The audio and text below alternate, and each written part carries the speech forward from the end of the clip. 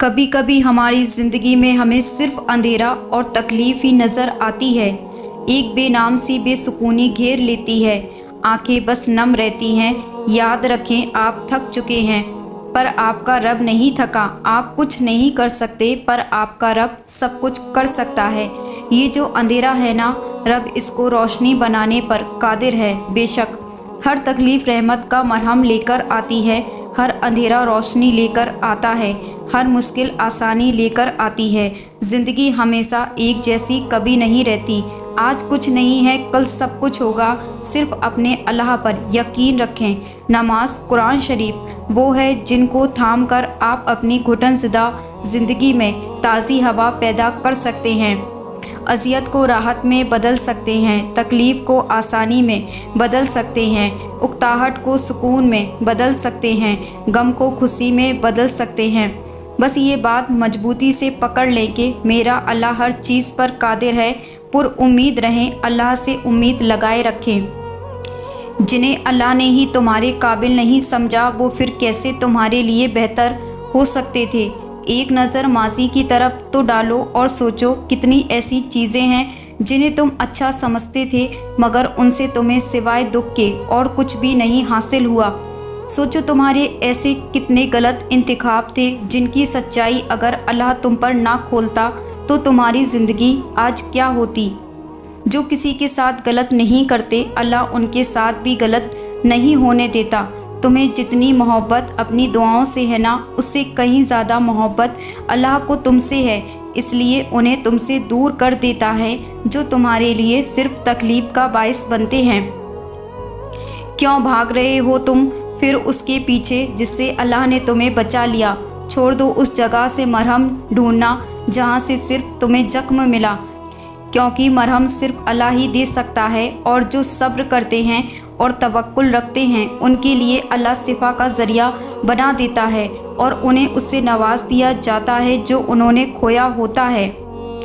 क्या पता जो तुम मांग रहे हो तुम्हें उसने अता करना ही हो, मगर उससे पहले वो तुमसे बहुत बड़े बड़े काम लेना चाहता हो सकता है वो तुम्हें अपने बहुत करीब करना चाहता हो, ताकि जब तुम अपनी ख्वाहिश पा भी लो तो उस रब्बे कायनात को भूल ना जाओ।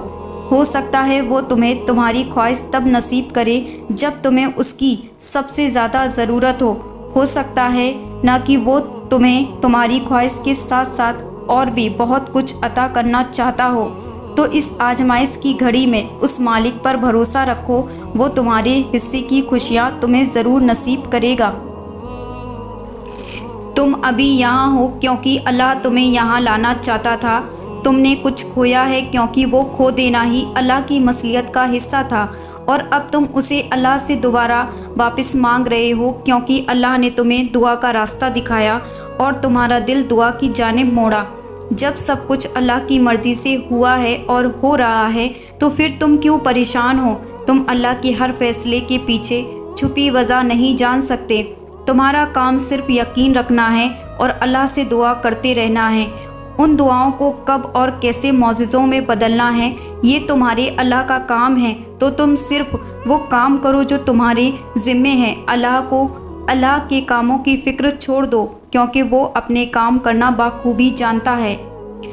कभी कभी दुआ और सब्र वाहिद हल होता है। जब बेहद कोशिश के बाद भी तुम कुछ नहीं कर पाते, जब वो सारी चीज़ें बिगड़ी हुई दिखाई देती हैं जिन्हें तुमने खुद को तोड़ के समेटा होता है, जब तुम रोते हो और कोई सुनता नहीं, जब तुम पुकारते हो और कोई पलटता नहीं, जानते हो अल्लाह तुम्हें इतना बेबस क्यों कर देता है, ताकि ये तमाम तल्ख हकीकत तुम्हें उस तक वापस ले आए, ताकि तुम उसे पुकारो और वो तुम्हारी पुकार का जवाब दे सके, ताकि तुम उससे मांगो और वो तुम्हारे लिए मौजिज़े करके तुम्हें बता सके कि कुछ चीज़ें सिर्फ दुआ और सब्र से मिलती हैं, ताकि वो तुम्हें दिखा सके कि जो कोई नहीं बदल सकता वो तकदीरें भी यकीन से बदलती हैं, ताकि तुम इस बात को समझो कि बंद दरवाज़ों के पीछे छिपी हिकमत को अल्लाह के अलावा कोई नहीं जान सकता, और ये कि कुछ चीज़ों को अल्लाह के हवाले कर देना ही बेहतर होता है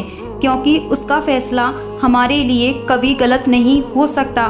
तुमने तो बस खामोशी से उसके कुन का इंतज़ार करना है। ढेरों दुआएं करनी हैं और सब्र कमाना है, क्योंकि कभी कभार दुआ और सब्र ही वाहिद हल होता है। तुम कहते हो कि दर्द अब बर्दाश्त से बाहर हो गया। अल्लाह कहता है कि वो किसी जान पर उसकी ताकत से ज़्यादा बोझ नहीं डालता। तुम कहते हो कि या अल्लाह मैं ही क्यों?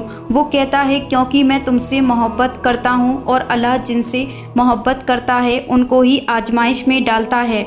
कोई तुम्हें पसंद करे या ना करे, पर अल्लाह तुम्हें तुम जैसे हो वैसे ही पसंद करता है। कोई तुम्हें मोहब्बत के लिए चुने या ना चुने, लेकिन अल्लाह तुम्हें मोहब्बत के लिए चुन लेता है। तो अब बताओ, क्या अल्लाह की मोहब्बत काफ़ी नहीं तुम्हारे लिए?